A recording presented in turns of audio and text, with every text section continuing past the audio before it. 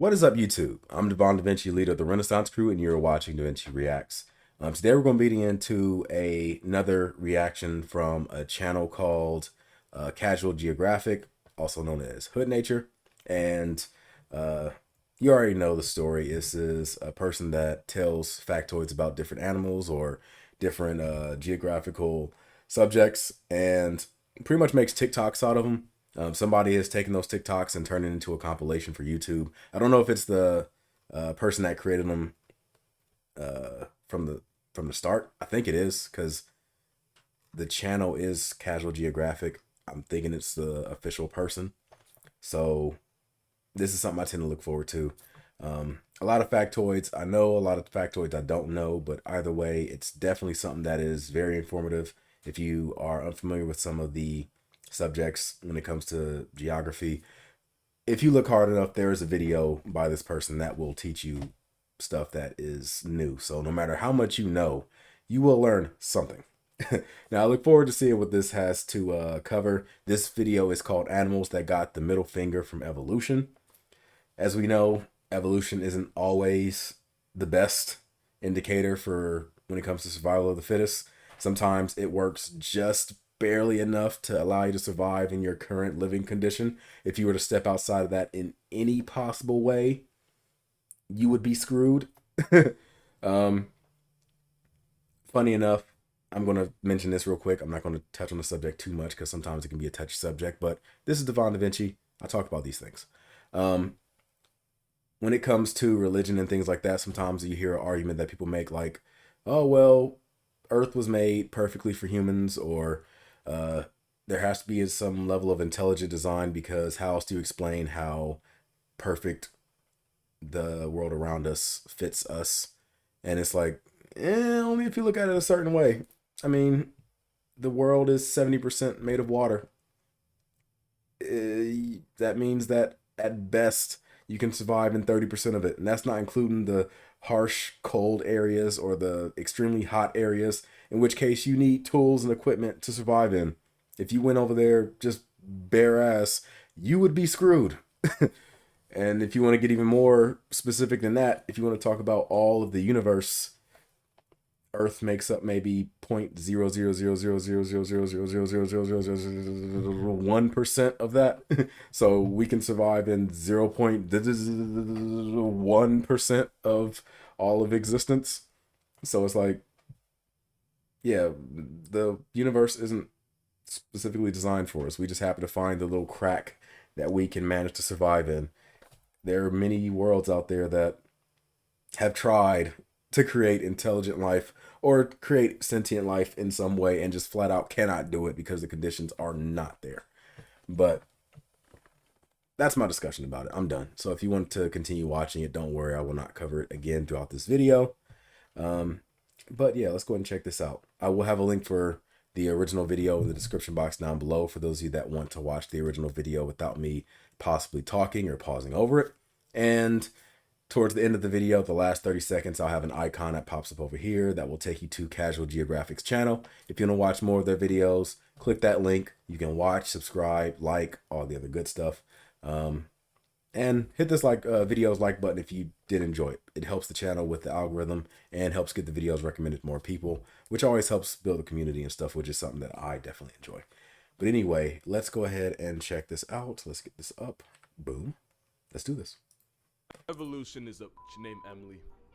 That's it. That's the whole intro. True. Don't get me wrong, the concept of evolution is pretty cool. It's the reason giraffes get to flex their high in the entire animal kingdom. But there are just times where nature and evolution decide to team up and absolutely hoe an animal's entire existence. So here are 10 animals that I personally think got done the dirtiest. It's not exactly in order, but obviously some animals are going to get I know where that animal is coming from. And I say that because if this list were actually in order, the octopus would probably medal at the Oppression Olympics for, well, let me explain. Octopus are highly intelligent, and scientists believe they have the same cognitive ability as a 2-year-old human. Which might not seem impressive, but that means octopus are on the same IQ level as some dogs. They're even smart enough to use tools, whether it's using the tentacles of the venomous man-o-war as a weapon, which they actually do, or carrying a coconut around to keep as a travel-sized panic room. Not much But protection being from smart is some the animals, only but thing they have going for them. they're trying. First of all, most octopus come into the world as orphans. The mother octopus will spend months guarding and watching her nursery of up to 50,000 eggs. Since it's too dangerous to leave them alone, and since there's no daycare underwater, she often won't eat the entire time. Which means once the clutch of eggs are finally ready to hatch, the mother is shriveling, starving, and ready to become initials on a Twitter bio. Struggle doesn't end. See, this would probably work if octopi. Somebody told me the plural for octopus. I think it's octopi. This will work out if they were able to start living in more social groups. That way that they could have a group of animals watching the eggs, have some other ones going out to get resources, and it would definitely help them out. What are the chances of that happening? I'm not sure. Like, I don't know what triggers a species to become social. I mean, obviously it has to have some level of intelligence, which they do have. Maybe some level to communicate with each other, which I imagine they probably can. I don't see how they could be in a situation where they can't talk to each other. They could find some system. But what is the trigger that causes that, I'm wondering? In fact, that's when it starts. These babies the size of a grain of rice have to figure out life in an ocean full of animals that'll actually try to put an end to it. It's so bad that out of the 50,000 children, if more than 2 survive to adulthood, it's considered overachieving. That honestly wouldn't be a big deal if nature didn't already nerf them with their lifespan. It's so ridiculously short that a majority of octopus species that live life to the fullest still won't be alive for their first birthday. Being an octopus means you can be born on New Year's, have a midlife crisis by June, only to be a memory by October. Okay. Is that number coming from like the average lifespan of octopus? Like when you include factors outside of their natural lifespan that could kill them, like predators and things like that? Or is that just like the average lifespan when it comes to their natural lifespan? Is it only like a year? That's crazy. Well, that probably explains why they can't socialize, because they don't live long enough to be able to learn different social cues and things like that. Hell, if humans were able to create an octopus species that survived for a long time, that had that level of intelligence, maybe we can create a species that we could communicate with and things like that. But then again, knowing people, that'd probably be a threat. We can't even get together with our own damn selves, let alone a whole other species. But yeah, maybe that's also why octopus, from what I heard, have a really tough time living in captivity. Like, they are constantly trying to escape because, one, they know that they're captured in an area they don't really want to be in, and two, they have such a short lifespan, they don't want to spend it in some cramped space. Giving an animal high intelligence just to cut its life after 1 to 2 years just seems like an intentional dick move. And because they have no shell or no armor, they That's an honestly ornery won't live ass that long. squid. Having no real way to defend Octopus. themselves means a good number of them end up a sea lion's chew toy or a dolphin's frisbee. To be fair, octopus do have camouflage. In some cases, highly toxic venom. But for the most part, they get What did it bodied say? by most of them. Do have camouflage. In some Don't even ask me why he's holding it. Yeah. No. I mean, I've heard about the blue ring octopus. I don't know if it bites to spread its venom, or if it just comes, like, naturally comes through your skin, like how the poison dart frog's venom is. But very, very dumb idea. From what I understand, they're extremely toxic. cases, highly toxic venom. But for the most part, they get bodied by most of the ocean. And to add insult to injury, every octopus you see is probably a virgin, because once they get laid, they die. We already saw what happens to the mother, but where did daddy at?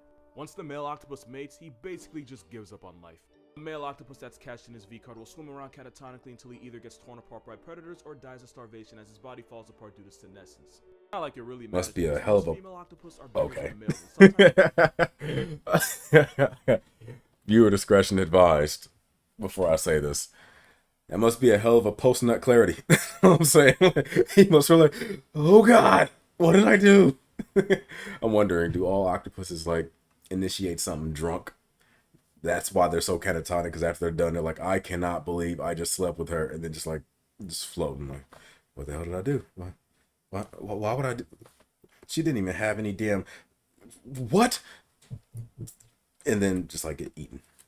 as his body falls apart due to senescence. Not like it really matters because most female octopus are bigger than the males and sometimes they'll attack and cannibalize him during. But one thing's for sure, if his date doesn't put him out of commission, his post-nut clarity will. Octopus don't live long, but for the months they're alive, their entire existence is a gene. We here. Now you know why Squidward couldn't give a if a paid him. But at least with the octopus, it just seems to be really bad luck. They may be a victim of circumstance, but at least you get the idea that nature didn't go out of its way to screw them. Not like with this bird. Kiwi bird is probably the best proof that evolution ain't perfect. This tiny bird is actually part of the rat-type family. And this cookout includes ostriches, emus, cassowaries, and the rhea. But unlike its Is that the birds that be like dancing? With a fruit is about 18 inches tall and no more than 7 pounds. It's kind of like having cousins 6'3", 6'4", and 6'6", yet you came out looking like Tory Lanez. Like your family's tall enough to fit in an NBA locker room, yet you get it from a chair and stay the same height. But of course, nature wasn't done screwing with this bird because like its relatives, they can't fly. Totally flightless, and despite being related to ostriches, a Jurassic reject, and a bird that literally won a war against Australia, Kiwi Viva la emu. that got named after it. Basically, you're looking at a bird that can't bird. The Kiwi is such light work that How come you don't see veteran emus on documentaries? Because they're really a couple it's a conspiracy. Put in the history books. And somehow, that's not it. Because nature shrunk everything about this bird. Everything except the eggs they have to push out of their body. Despite being about 6 times smaller, Kiwis have to deal with eggs nearly the same size as an ostrich. Damn. And at 20% of its body weight, that would be like the average woman birthing a 35-pound baby. So does that mean the baby comes out almost the same exact size as the parent? Or is it just like a lot of extra shell with just a tiny baby in it? So it's just like, just a giant egg. That seems like an evolutionary mistake. Like it almost makes the argument against how evolution is supposed to work. It seems like a lot of these animals would die during birth. So over time, they would start to evolve to have smaller eggs. I don't know. With the same equipment. It's such a hell to live that the egg actually rearranges the bird's organs and stretches its rib cage. I'd imagine. There's too many things wrong with them for me not to think nature had serious beef with this bird. Especially when you realize the Kiwi's closest ancestor. They look like cell about to explode when they get pregnant. 1,600 pounds. So yeah, they got nerfed bad. At least they didn't get hit as hard as, say, the sloth. For being completely honest here, the sloth has almost nothing going for it. Because they insisted on eating nothing but leaves, their diet makes them one of the slowest animals. Giant sloth back in the day was an apex. They don't have because going into debt would mean death. It's to the point where baby sloths have to quite literally hold on for dear life because if it falls to the jungle floor, the mother likely won't waste the energy trying to get it back. And that's because if you're a sloth, leaving this tree is the most dangerous thing you'll ever do. That's so messed up. Only poop about once a week. Well, damn. Climb out of the tree and get on the ground to do it. Oh, well. Don't just drop dews from the trees. I couldn't tell you. Nobody knows what goes on in their heads. But this means about half of all sloth deaths on the toilet like this derpy ass picture. Going for them is that they're so mind-numbingly slow that algae actually grows on them, giving them free camouflage. There's a catch. There is always a catch. When one of your biggest ops is an eagle with quite literally some of the best eyes in the world, wearing a moss blanket isn't going to amount to too much. And you know evolution was actively f***ing with them because sloths are actually really good swimmers and can hold their breath for 40 minutes longer than dolphins and seals. But it means almost nothing when most of the time they go swimming is by accident when they fall out of a tree. Yeah, unless they just become aquatic. It might save them from drowning, but it won't save them from We can't start your paddle. or a black caiman. The really sad part is, sloths could actually be way better than this. Its close relatives, the armadillo and anteater, are able to put the same claws that it has to good use, and anteaters have even been known to swing on jaguars. You have a homicidal vacuum cleaner that is put on jaguars and people in coffins, and then you have a moss blanket with a face. Just like the Kiwi, the sloth used to be better than this. Megatherium, aka the giant ground sloth, was in the same weight class as elephants, and they actually knew how to use those. They were like an elephant-sized bear. If Ice Age were realistic, Sid would have worn Diego's ass like a fur coat. But its massive size ended up screwing it in the end, as they basically got hunted into oblivion by humans, leaving us now with a virtually defenseless, dead-eyed, slower than molasses algae apartment that we call the sloth. You know that thing on TV where it's like someone gets a genie that grants wishes, but only does so in a way that horribly bends them over in the end, and the moral's supposed like to a be monkey paw. what you wish for? That basically sums up this next animal, because it looks like it got finessed by a genie in one of the most disrespectful ways possible. This is a fiddler crab. Male fiddlers have one giant brolic claw whose only purpose is to get a female's attention. Bee crabs choose their mate based on who has the biggest claw and therefore can pass the best genes to her clutch of eggs. The problem is, that is literally the only thing this claw is good for. Because that claw is too big to pick up food, the male fiddler crab can only feed himself with that smaller claw. That massive claw is actually a disability that means the males either eat half the food or take twice as long as the females. The only problem with that is that these crabs only eat during low tide, and the longer the crab spends eating, the more likely they are to end up as someone else's main dish. In the evolutionary arms race for female validation, the male fiddler crab is more likely to end up getting eaten by gulls, raccoons, reptiles, and sometimes even bigger crabs. And since the females enable this by being attracted to the bigger but less functional claws, the fiddler is now trapped in a vicious cycle. By preferring males with a trait that quite literally gets them put on a shirt, the females indirectly screw the next generation. Blame the women. Be careful what you wish for, especially if you're this next animal, because the peacock has a... See, that's also partly on men too. We will do some crazy stuff for women. If these crabs were given the choice, because I know right now it's not a choice, you just are born that way, but if they were given the choice between having a functional claw but means you get less women, or a gigantic claw that is useless and a hindrance but it gives you all the women, we would still choose the claw that's large and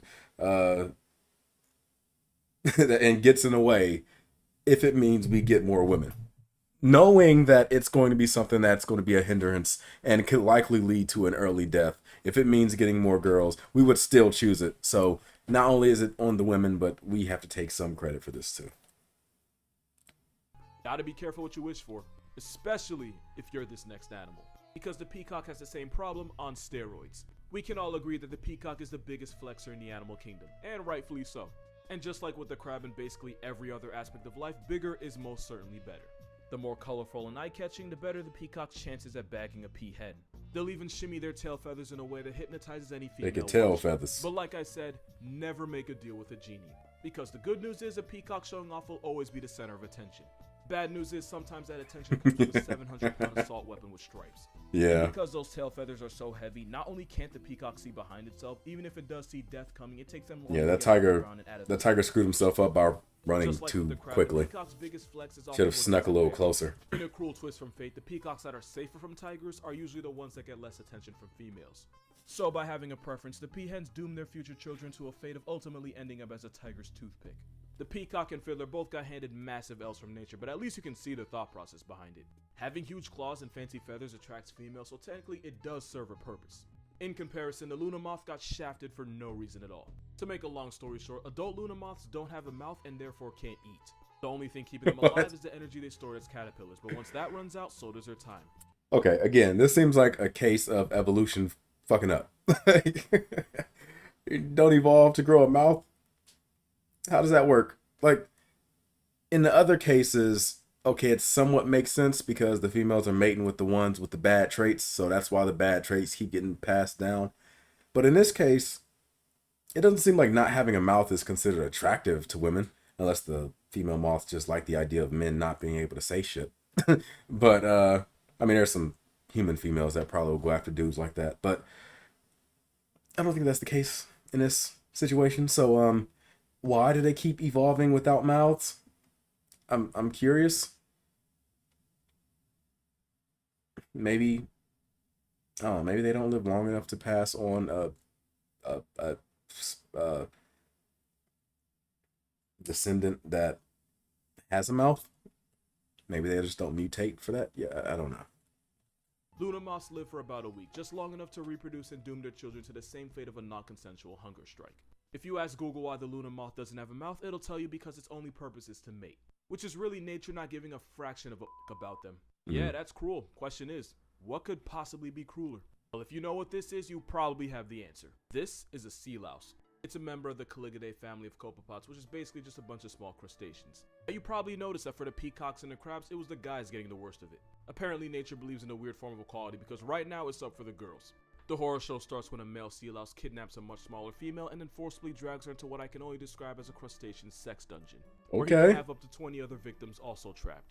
It's at this moment where this movie loses its rating because the male will forcibly impregnate every last female in his burrow, and this often involves penetrating her abdomen. Okay. It gets worse.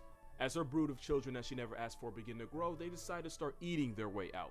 Eventually, the mother's body splits open as her nursery of psychopaths rush out of her now mutilated husk of a corpse. This might be one of the only times where the babies abort the mother. She doesn't even really get to give birth. Her children just bring her death. You might be wondering why evolution would even give this nonsense the green light. Yes. Well, the newborn sea louse are entering an ocean full of danger, and having a full meal before they make it out on their own apparently increases their chance of survival. You can't bring a Happy Meal to the goddamn spot. I mean, the dad's already kidnapping straight up females. He can't take somebody's food and bring it along with him. I know the dad eats. You can't carry extra. God damn. Damn, nature, you scary. And by cannibalizing their own mother, it's basically a home-cooked meal. Somehow, this isn't even the worst birth on this list. That title belongs to the hyena because straight-up death is actually better than what they go through. Female hyenas evolved a pseudo-penis that's so similar to the real thing, I've heard of it's that. actually difficult to tell males and females apart. This is actually a female. I'm guessing Only maybe problem is testicles? it's not just for show, they actually have to give birth to that thing. And yes, it's every bit as painful as you think. Okay. Now, I knew about the pseudopenis. I knew that hyenas had the pseudopenis. What I didn't know was that they gave birth out of those. I was always under the impression that those were just an appendage that was kind of like a clitoris, but it just like overgrew. And I know that like they use it as like a sign of dominance and stuff. Like I've seen the lion whisperer enough, and he hangs out with hyenas every once in a while. And one of the things that he talks about is whenever they have, because I think it's like somewhat retractable, when it's hanging out, that's usually a sign of submission. They're like making themselves vulnerable to you, because if they have that out, that means that they're saying that they trust you with a very sensitive part of their body being out. Yeah, but I always thought that was like just that, a sign of like the whole part of their social hierarchy and stuff. But I didn't know that stuff served that type of function. That seems wrong. Problem is, it's not just for show, they actually have to give birth to that thing. And yes, it's every bit as painful as you think. And just to somehow make it even worse relative to the mother's size, hyenas have to give birth to the largest cubs of any carnivore, and they have to do it through a penis. A good amount of first-time mothers don't even survive this, because the process involves rupturing and splitting open the pseudo to make it easier for the cubs. I'd imagine. Cubs don't get it easy either. About 60% of hyena cubs will suffocate on the way out and become past tense before technically even joining the present. You would think, because this directly affects the mother and the cub, that evolution would have patched this. But apparently nature and Lion King have something in common when it comes to doing hyenas dirty. But if we're talking about an animal that got done dirty, this picture kind of... I know about this one. Matter of fact, this is probably going to be the thumbnail, because this is nature at its grimiest. A lot of y'all probably knew this animal is coming just from reading the title, but for those of you that didn't, that was the skull of the Babirusa. It's a wild pig found in Indonesian islands like Sulawesi. If you already knew that, it's probably because of those teeth.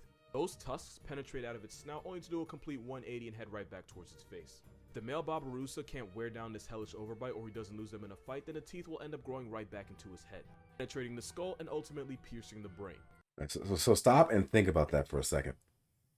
If you don't grind your teeth down or intentionally have your teeth break, they will grow into your head and into your skull. So it's like you have a choice between intentionally fracturing your teeth or have them slowly grow like a ticking time clock until they eventually penetrate your head and kill you. We all know how bad tooth pain is. Would you be willing to crack your teeth open if it meant preventing you from dying? It's like nature gave them a saw puzzle. I want to play a game. That's what it seems like. The worst part of it all is that by the time it gets clapped by its own dental plan, the Babirusa's probably already had children. What's up with his mouth? Pass on its bullshit to its kids. It's a lot like Parkinson's. Okay, hear me out. The problem with Parkinson's is that it usually develops late in life, usually around the age of 60. And patients can have it for years without being diagnosed. So by the time they do find out, it's possible they could have already had kids and grandkids that they could have passed it off to. See the problem, right? The only good thing is that it's somewhat rare for a child to inherit Parkinson's. Don't have kids till you're 70. Babirusa, problem solved. not so lucky. And as long as females find big tusks attractive, and as long as the tusks only murk them after they've had babies, this pig is going to be screwed eternally, and evolution can't even stop it. But when you talk about being sodomized by the fleshy phallus of nature, you're probably talking about cheetahs. If you watch Tier Zoo, if you're watching this, you probably do. Yep. You probably heard him say that cheetahs are F-tier garbage that either need to be buffed or just vaulted out of their misery. I love cheetahs, I really do, but out of every animal on this list, evolution might have bodied the cheetah the hardest, and for one simple reason. Cheetahs are really... I don't know, that sea louse seemed like he got it the worst. I'm just saying. Cheetahs are weak as all hell, but they still have their advantages. That sea louse just gets, like, its destiny is to get kidnapped, raped, and murdered, like, by its own damn children. Wow. Of every animal on this list, evolution might have bodied the cheetah the hardest, and for one simple reason. Cheetahs are really fast. That is all they have. Cheetahs are a textbook example of why you should never dump all your evolution points on skill, because you'll just get bent over in every other. Yeah, that cheetah's dead. because they're built for speed and absolutely We just nothing else. we just Cheetahs witnessed a also murder. by other predators, especially lions and hyenas. And because cheetahs have to expend so much energy just to make a kill, it forces them to rest right after, which makes it really easy for other animals to just step in and run their pockets. That's a shame. Birds just took your stuff. Makes it really easy for other animals to just step in and run their Seriously, how do you even let this happen? Yeah, you just got bodied by a bunch of buzzards. pockets. But for real, if you're a cat and a bird that literally only eats the dead is able to run you off, you got a lot of problems. Worst part is, cheetahs could easily avoid all of this. Leopards are also lightweight, solitary hunters that occasionally get their food stolen, but they're able to carry their kills up in trees where they Leopards can't get are also a lot bigger than cheetahs, but in though. the evolutionary race for speed, cheetahs evolved non-retractable claws to use as cleats to keep traction while running. Which is why cheetahs can't climb trees, so they gotta get violated on the ground. Cheetahs are such pushovers that one hyena can successfully rob several cheetahs right in their face and then dare them to do something about it. Cheetahs compromised everything for speed, so now they get to speed run through life. About 70% of cheetah cubs born in the wild will be 6 feet under before their first birthday. And just to add on to that, because why the hell not, thanks to genetic bottleneck, a majority of the cheetah population is highly inbred. What you're looking at is a cat that doesn't really know how to cat. Because instead of roaring like lions, tigers, and leopards, the best this spotted doormat can do is chirp like a bird. Matter of fact, if you YouTube it real quick, you'll find they make every sound that isn't a roar. I know they purr. And that's how you know evolution went out of its way to them. Cheetahs have been around for about 3 million years and decided they were just gonna IM speed their way through life. And because of that, unless it's a 100-meter dash or a bird call contest, this overgrown house cat loses every single time. Obviously, there's a lot of good things about the cheetah, but not nearly enough to justify the abuse they go through. Which is probably why a majority of cheetahs in captivity experience severe anxiety so bad that it prevents them from mating and they need an emotional support dog. Which is cute, don't get me wrong, but it's another reason why cheetahs are dangerously close to being the pandas of cats, and that's not something anyone wants to be. And don't get it twisted, I don't enjoy roasting cheetahs, I actually really love them, but if nature has favorites, this Cheeto's mascot isn't one of them. And those are 10 animals that got the middle finger from evolution. I'm not gonna lie to you, this video was low-key a pain to make. So if you like the video and you'd like to support this channel, my Patreon's gonna be in the description, but please, don't give money if you can't afford it. Because Hitting that honestly, like button I don't need money, now. I just wanted to cover my crippling Wendy's addiction. Subscribing doesn't cost you anything, so think about it. Yep. It's about as real as it can get. Yeah. So a lot of animals in this list are things that were new to me. That sea louse thing is probably going to give me nightmares. I can't imagine why. And that, well, let me go ahead and get rid of this. Before we get rid of this, though, I already know what's up with this picture, and I'll probably react to this next because this is one that I feel like I have a good idea for. I know that when you see elephants with the leakage coming from their temples, usually that means they're in musk, and that means that their testosterone is at a high. So imagine a frat person just going out looking for a fight. Like they've just, their team just won a championship. They're on a high of beer and just the highest of uppers when it comes to drugs, and they're just looking for some shit to go down. So that's what that is. But yeah, that sea louse thing was absolutely horrible. The kiwi bird, again, that seems like a situation where evolution, I mean, it makes me question some of the theories of evolution. Now, evolution is a thing. It's 100% verified. But when you see stuff like that, it's like, okay, there might have been a mistake somewhere in the equation. Like, I get that evolution works to help pass on genes and make it more likely that an animal's going to survive in its current living situations and everything else. But how does this benefit the animal? This moth has no mouth. It's literally on a countdown until it starves to death. It's not like it evolved to not need a stomach, or it evolved to like filter feed through the air or something. It has no mouth. How does it survive? Like, how? I don't get it. But whatever. I mean, it's doing its thing, I guess. Somebody please explain to me in the comment section down below your theories as to why these animals have been so badly screwed by nature. Like, what did they do in past lives that led to them having this abominable evolution? Like, what's going on? Maybe people talk about karma and things like that. Maybe that's what karma is. Because you know how you get reincarnated and stuff depending on how you lived your life. Maybe bad people are reincarnated as animals that have been fucked by evolution. Maybe that's what it is. Those are all the bad people. But anyway, I hope you guys enjoyed this video. If you did, make sure you hit that like button. Again, it's not much. I just demonstrated what it means to hit a like button. All you gotta do is scroll down and hit the thumbs up. That's it. If you don't want to see a playlist of all the videos that you liked, you can turn it off. Just still hit the like button if you enjoyed it, of course. If you did enjoy it, feel free to not hit the like button or even hit the dislike button. But if you enjoyed it, just hit the like button. It helps the channel out tremendously.